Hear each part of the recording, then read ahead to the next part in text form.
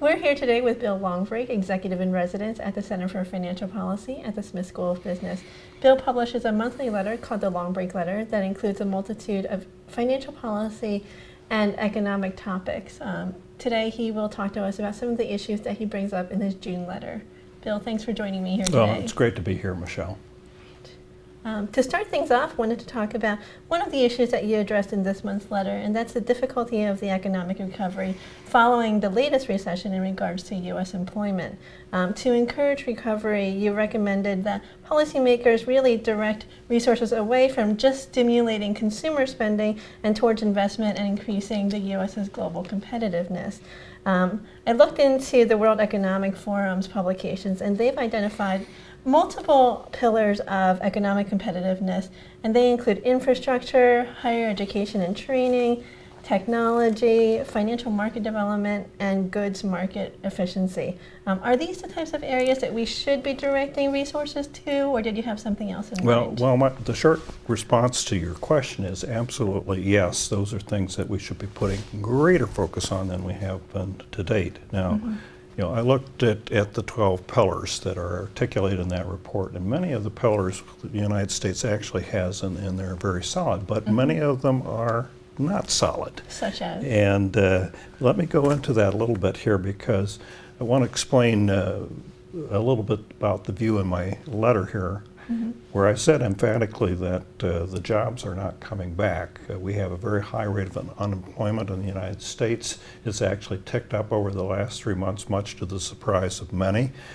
We have unprecedented amounts of stimulus through tax cuts, zero interest rates, and quantitative easing, and yet we can't get the employment to come back. And so when time passes and you've been pursuing this kind of massive policy stimulus and you're not getting much in the way of substantive results, one should pause and ask the question about why aren't you getting the results? Maybe the policy is not correct. So essentially the view that I articulate in the June letter is that the government stimulus policies that we've been pursuing are largely ineffective in igniting a self-sustaining expansion that will bring down unemployment. And the reason is that because policy is not focused on dealing with the structural changes that have occurred in the global economy and that are affecting adversely U.S. competitiveness. So if you take it into that context, what the policy should be designed to do is actually to increase U.S. competitiveness. So what I like to do is to try to explain this in basic terms. So you've got demand for goods and services, and you've got supply, which is labor and capital, to create those goods and services. And the policies that we've been pursuing, you know, cutting taxes, cutting interest rates, and so forth, are very traditional macroeconomic tools that are designed to stimulate demand. And by that I mean simply it puts more cash in the pockets of businesses and households that they can use then to buy goods and services. During a typical recession in the past, that's really all you needed to have happen, was get a little spending going, and then everything would take care of itself. But that's not happening this time. Right. And you come back and say, well, maybe it's not happening because there have been enormous structural changes in the global economy, and that the U.S. has not been responding in ways that maintain its competitiveness. That's actually a supply side type of argument, that what we're doing with our employee base and with our capital base and so forth are not addressing efficiently anymore what it is that the world is demanding. All right, so if you take that point of view, then you would come to the conclusion that government policy really needs to focus on things that are focused on investment that create, and that's the 12 pillars part, that create the competitiveness, and it ultimately will lead to creation of jobs, rather than putting all the government stimulus into trying to boost spending within the context of an assumption that the world hasn't changed. Yeah. All right. So if you could pursue that, then let me give you a couple of historical examples in the United States that everybody knows about, that were actually where government policy was aimed intentionally at investment, and they're big deal things. One was in the 1950s, and it was when President Eisenhower announced the Interstate Highway Construction Program. And that took billions and billions of dollars. It was financed through gasoline tax at that time, but it transformed enormously the U.S. transportation infrastructure, greatly reduced transport times, reduced the cost, and had a tremendous positive stimulative effect to the U.S. economy that lasted for many, many, many years. Well, that infrastructure hasn't much changed in the last 30 years. Right. You know.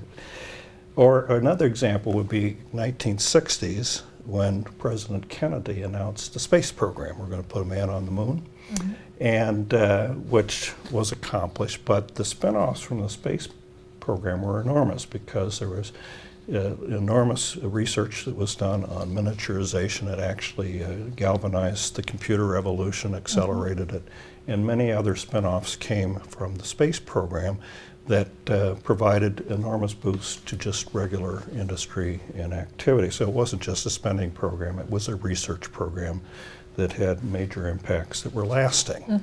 All right, so now you look around and say, what has the U.S. government done in recent times that's of a similar order of magnitude to the interstate highway system or the space program? And you come up short. Not very much, Not, right? not very much. I mean, there's the programs of research here and there and things of that sort, but nothing that's of that kind of magnitude that's a transformational type of activity. That could really carry on for years to come. But there are opportunities, and essentially what's happening in the rest of the world are these kinds of things are taking place in different countries, and if the U.S. doesn't get on with it, it's going to find itself increasingly less competitive. And over time, that will erode the U.S. position in the global economy and in the world. So what are these possibilities? Well, one that I think is an obvious one is energy independence. Now, what do I mean by energy independence? Well, it happens that the U.S. is on top of natural gas reserves that exceed the size of the Saudi Arabian oil reserves. Yet, and methodologies, technologies have been developed actually to produce that. However, we do not have the infrastructure to transport natural gas yet. We do not have yet like natural gas driven cars in quantity. They exist, but in quantity.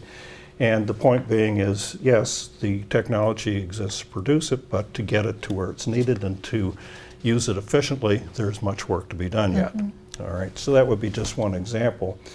What role would the government have in that? Well, the role that the government would have would be actually in accelerating the rate of development. So, for instance, building pipelines to transport natural gas. That could be done. That was done a few years back in Alaska. The oil pipeline was actually supported by the U.S. government there. So the point would be is have an energy independence program, but would have many ramifications that would have spin-offs and consequences and so forth. You could also say, well, there are other things. Let's have a massive emphasis on research and development in new technologies. It could be healthcare, it can be other kinds of things that develop jobs for the future.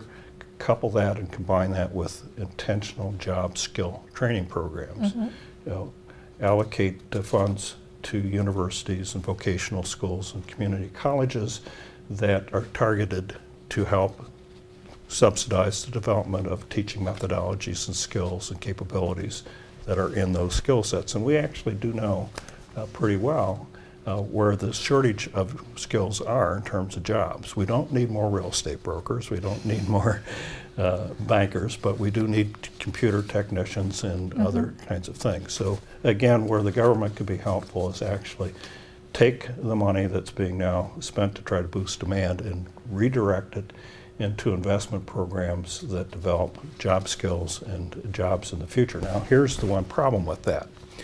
Whenever you put dollars into investment, it takes a very long term to reap the returns. Yep. And it's not a quick fix. But in the long run, and this was the point I was trying to make in the June letter, in the long run, the quick fix, if it's not working, which it's not, then it would be better to suffer the pain currently, but get underway with a solution that actually will solve the problem in the longer run. Right. And just be prepared to deal with the interim consequences, but with the knowledge or expectation that you're on the right track and it's going to create more jobs, make the U.S. more competitive in the global economy. Sure. And as of, as part of the initiatives that you brought forth, energy independence and focus on research and training, are there some initiatives that you think we should begin with or that are higher priority, perhaps easier to implement?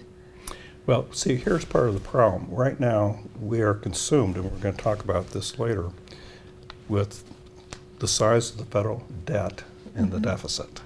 And so it's very difficult to make bold proposals to spend money at this particular juncture. So your question really gets to priorities. And in my opinion, an easy priority, which could be galvanizing, and it's sort of obvious given the recent escalation of oil prices, is just to announce an energy independence program. But it's something that would need to be a big deal.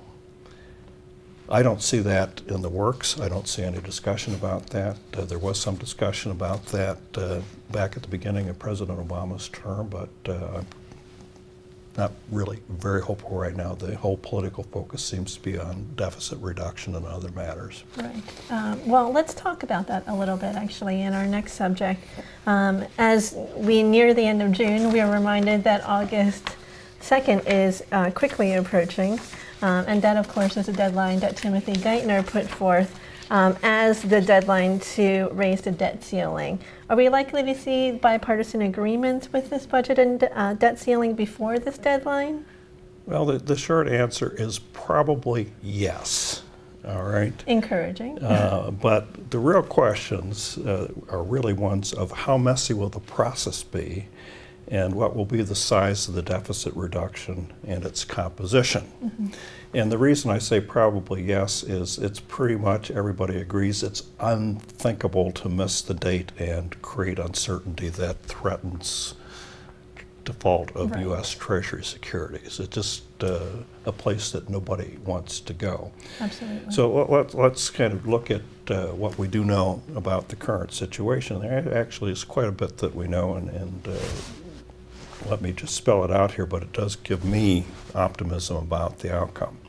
So first of all, we know that Vice President Biden is holding regular negotiating meetings, and that they are, both Democrats and Republicans are at the table, and this is serious business. So during the week of June the 13th, 3 meetings were held.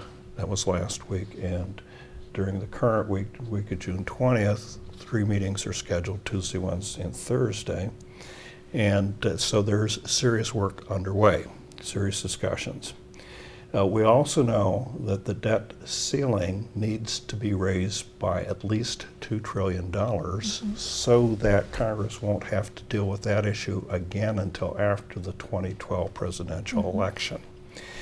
And we also know that both Democrats and Republicans really don't want to have to deal with this issue again of the debt ceiling until after the presidential election. So there's agreement there. You won't have them kind of dancing and hugging each other and so forth, saying we both agree, but you read between the lines and there's definitely agreement on that.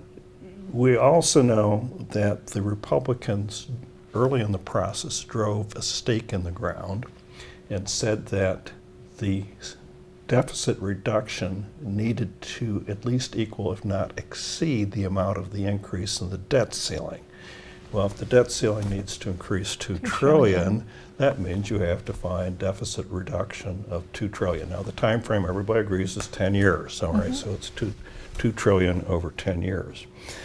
So I think the most likely option, it's not certain yet, obviously, but the most likely option is that we will get deficit reduction in excess of $2 trillion. I'll throw out a number, $2.4 trillion. Okay. Okay, so right above $2 trillion. So it's comfortably exceeded. Okay. And it'll be over a 10-year period. And that this agreement likely will be reached in principle, but not in detail, by early July, and not August the 2nd. Now, why do I say early July? Well, you will still need time for the committees of Congress, both in the Senate and the House, and the Congressional Budget Office to do the scoring and legislative writing and work out the details, all right? And so if you work backwards from August 2nd and you say, well, that's really a hard date, having 3, maybe 4 weeks ahead of that time to have reached an agreement in principle is a reasonable time frame to do the tidying up. Okay. So here's then some specifics that you might find in the agreement. And these are all ones that are on the table and have been talked about, and that's undoubtedly the subject of Vice President Biden's negotiations. But let me just list some of them. There are probably some pretty easy ones. There's been estimate that $200 billion over a 10-year period could be easily cut by making adjustments in farm subsidy programs, federal retiree benefit programs, sorry if you're a federal employee, and other things of that sort. So it's kind of a little here, a little there, but would all add up to about $200 billion. There is talk, and then this becomes a little bit more difficult, of adjustments in Medicare and Medicaid, not along the lines of Paul Ryan's plan, but more specifically in payments to providers. So this doesn't hit, you know, the senior citizens directly, it hits the providers. But what you do is you reduce the payments that they receive for various services, and then you put it back to the providers to figure out how to deal with that. Well, that could result in as much as $200 to $300 billion in savings. Okay. All right. So now we're about 500. We're adding the numbers. Then there was a proposal in the Simpson-Bowles Presidential Fiscal Commission to switch from the Consumer Price Index to the Chained Consumer Price Index. And that proposal has been reiterated and it's under discussion. Now, why does that matter? Well, it matters because a lot of items in federal tax law are indexed to the Consumer Price Index. So, for example, Social Security payment adjustments annually are fixed off the CPI. And so are certain adjustment factors in the federal tax code, deduction amounts and things of that sort.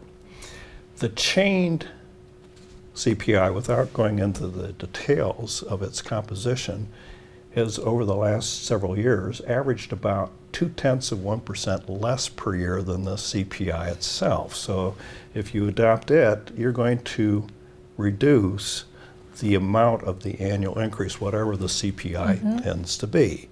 And that actually is worth about $250 billion over 10 years. Okay.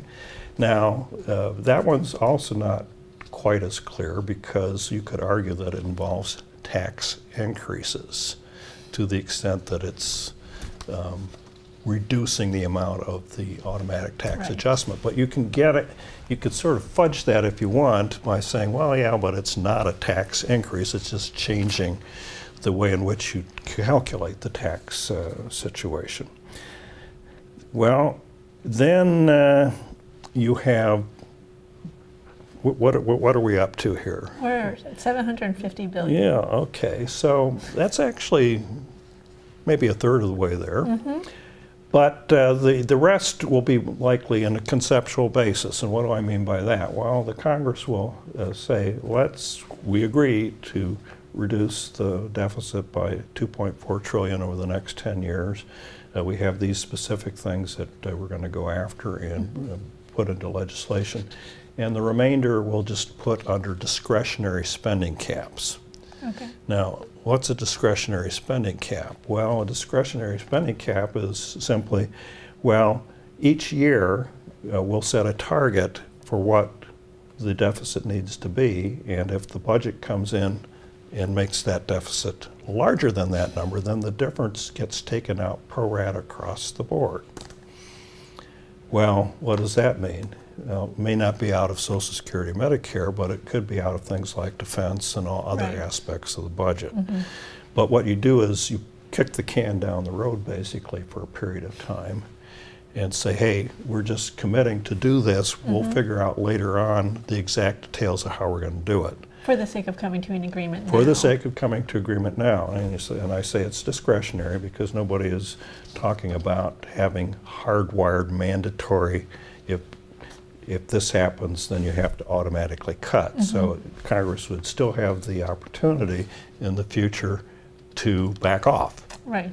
Or I think that would be less likely because there's going to be a tremendous amount of impetus psychologically and politically created to actually follow through. So discretionary spending caps are likely to have the majority of this decrease, and it will be easier to get there because it's conceptual and it leads to a later time the battles over specifics. Right. Right. Then you don't. If you can get up to that number, actually $400 billion of the deficit reduction is in interest savings because you're issuing less debt. All right, so if you go backwards and say, well, the target is 2.4 trillion, 400 billion of that's in interest, then you really only get 2 trillion. And 750 million of these cuts that we talked about and 1/4 trillion of discretionary actually isn't too far-fetched. It's actually quite conceivable. So it's for that reason that I have optimism that actually a deal will be struck, and we'll see. Great. Okay, so if you don't mind, I'd like to switch over to monetary policy now. You mentioned in your letter that you think monetary policy is shifting from supporting economic growth to neutral, and that an extension of quantitative easing is unlikely. As you know, the Fed is planning to release a policy statement after the FOMC meetings on Wednesday, which will be followed up by Ben Bernanke's press conference. What do you expect we'll hear regarding the Fed's plan after QE2 ends? Well, first of all, Michelle, by the time that this video is aired, we'll know what the Right. FOMC decided, and the papers will have adjusted 6 ways from Sunday what Bernanke really said in his press conference. So what I'm going to say here is I'm going to predict what he is going to say, and I think I'm on relatively safe ground because this is one of those times where it's unlikely there'll be any real surprises. So what is it that the FOMC did when this is aired? Well, what I would expect is you would have several things here that would be reported. First of all, the Fed's likely to downgrade GDP growth forecast, and that's just responding to the very slow rate of growth in the first quarter and what's shaping up to be actually quite a slow rate of growth in the second quarter. And so essentially this is like the Fed marking to market their forecast, but the year close to half over and a lot of data in, their previous forecast simply was too high and it's unrealistic. Where do you think their next forecast will land? Well, I'm not going to speculate about that, and I would just comment that the Fed has consistently for the last 2 years, their forecasts have been too high and they've been constantly forced to adjust them downwards. So the Fed can be accused of optimism, and I think they have to adjust it down. That's my point. Whether they'll adjust it down enough, I wouldn't hold my breath. So a quarter from now, we may find that they're adjusting it down once again. But I think they will also express some optimism about an improvement in growth in the second half of the year. And that's not unreasonable expectation at this point, but it's far from certain. So that's one thing. On the inflation side, I think they'll actually go in the opposite direction, and they will increase their forecast for core inflation, but actually comment that it looks like headline inflation or total inflation is in the process of probably coming down. And that you can look at how oil prices are down from the peak of $20 a barrel, or approximately that, to well under 100 currently, and gasoline prices are now declining. And it's fairly easy to come to the conclusion that total inflation will come down, but the latest data on core, and the one that came out for the month of May, the Consumer Price Index, was surprisingly high. And so my guess would be is they'll say, well, the inflation situation is contained. That's their favorite word, but core inflation is a little higher than before, and so that the two then will basically offset each other. Okay. So a little bit slower growth, a little bit worse inflation, and simply the Fed will say we complete at the end of the month of June the quantitative easing, the what they call the large-scale asset purchase program, and we've completed it, and we have no plans to do anything further. However, we will continue to maintain the size of the Fed's balance sheet, which means as you get maturities in Treasury securities and mortgage-backed securities, they will purchase additional securities to maintain the A-level balance sheet. But that's a neutral strategy. It's no longer increasing the balance sheet. That's the neutral part of the policy. And then I think they'll just simply reaffirm that rates will be kept at a low level for an extended period of time, which is what they've been saying now for the past several meetings, and so there'll be no new news. So essentially, there's no new news here. Right. They will let QE2 end and maintain. Just end and maintain. Now, they're really, if you dig into this a little deeper, well, unemployment's high and not coming down, and growth is slower than expected. Shouldn't the Fed do something more? Well, they really can't do anything more. Monetary policy has not been particularly effective doing anything other than one I can say pretty emphatically that the Fed was successful in avoiding the potential for deflation. That by doing the assets purchases that they did stimulate investment in equities, and they did probably stop the potential for deflation, and maybe the uptick in core inflation is indicative of that. So they did accomplish that objective, but they clearly have not accomplished the objective of stimulating the economy or getting employment to rise, as we talked about earlier. And I do not see that monetary policy is in position to have any impact on that. And in fact, if they did more quantitative easing, it would probably do more of the same, inflate the stock market, maybe push up inflation, but not do much else. In terms of employment. And so, or anything else. Given that, the effort really does have to shift over to federal tax and spending policy, and that which is where the action is. And the Fed, for the time being, sits on the sidelines and continues to be accommodative, but it can't really be in a stimulative position, and it's too early for them to go into the other direction, be restrictive, or that could be harmful. So basically do nothing. They'll sit tight for a little while. Sit tight. Okay. So Europe's finance ministers met on Sunday to discuss aid options for Greece. They deferred a final decision on the next installment payment of its bailout until early July and are putting some pressure on the Prime Minister and the Parliament to adopt a new wave of austerity measures.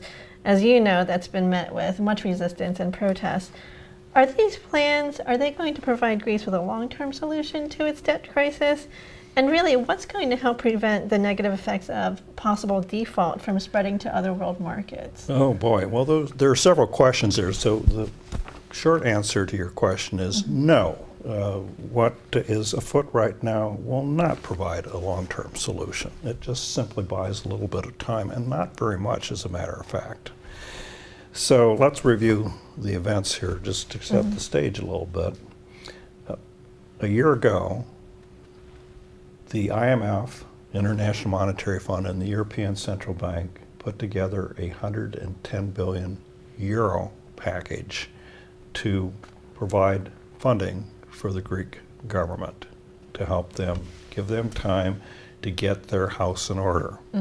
And Greece enacted what's called fiscal consolidation, or austerity, if you will, programs that cut government employment, changed the pension rules, and reduced wages, a lot of stuff. But the whole intent was to get the budget deficit down.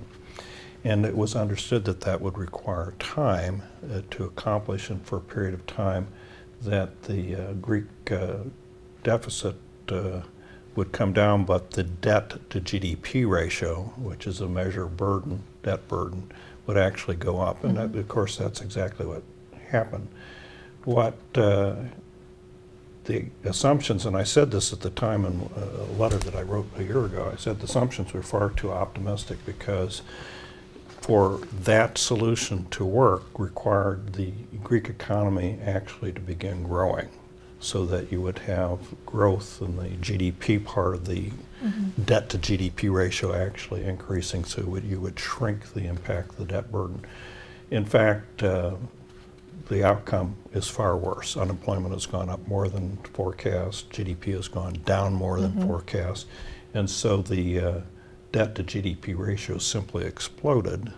And the deficit has not come down as much as expected, because if you have a shrinking economy, guess what happens? Fewer tax revenues.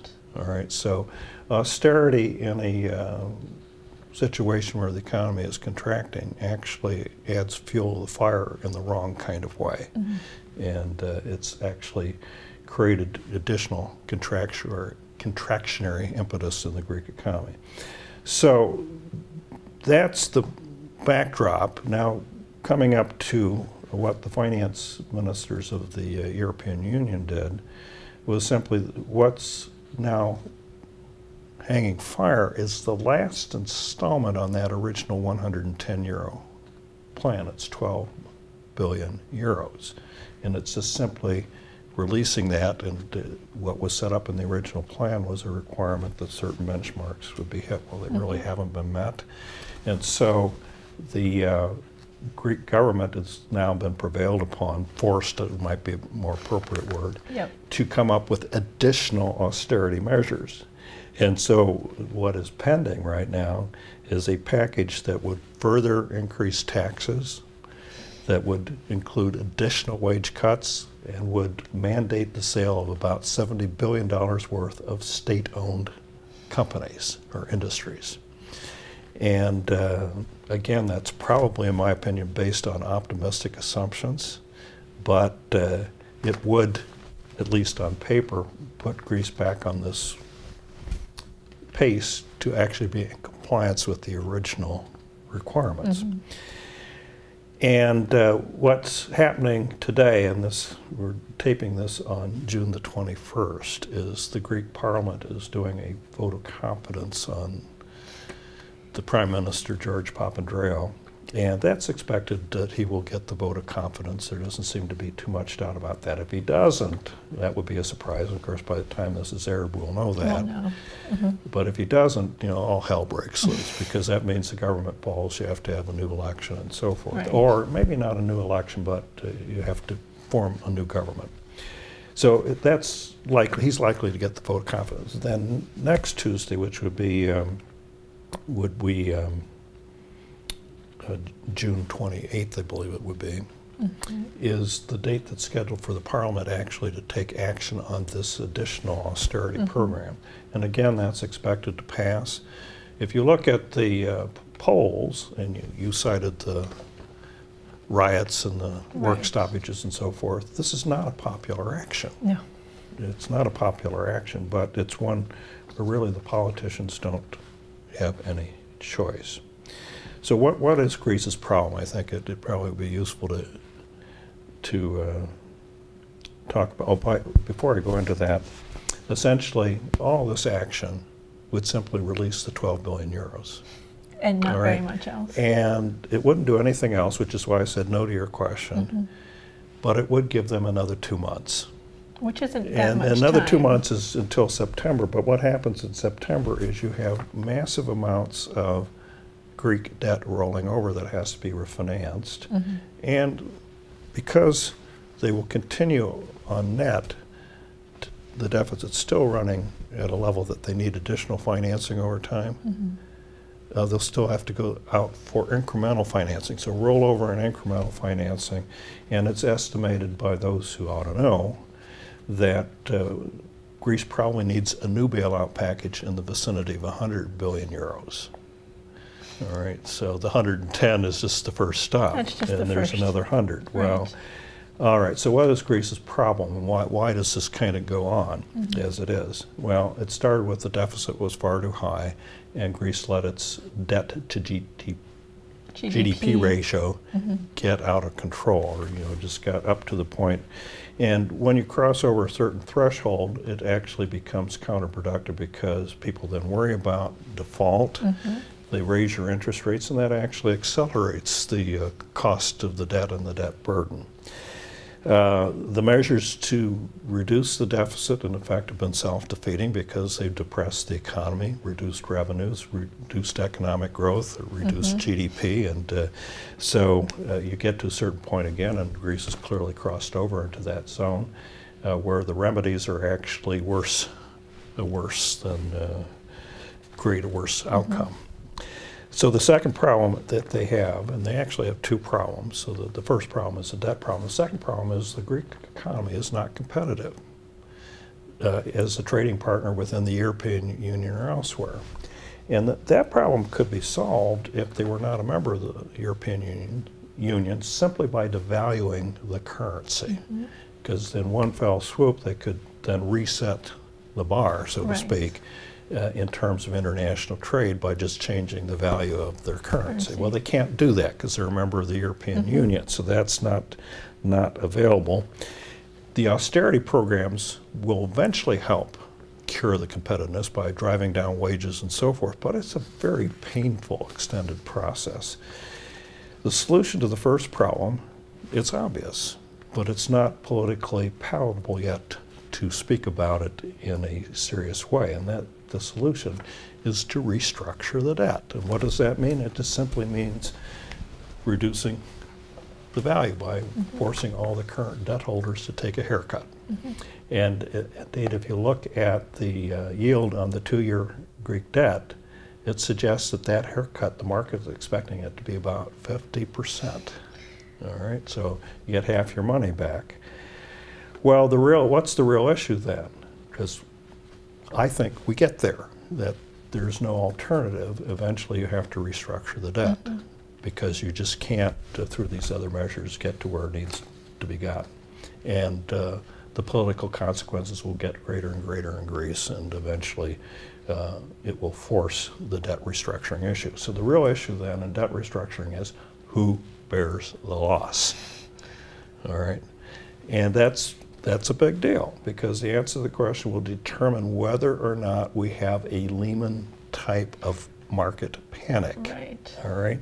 And it is probably useful just to go back and say, why did we have such a severe panic after Lehman?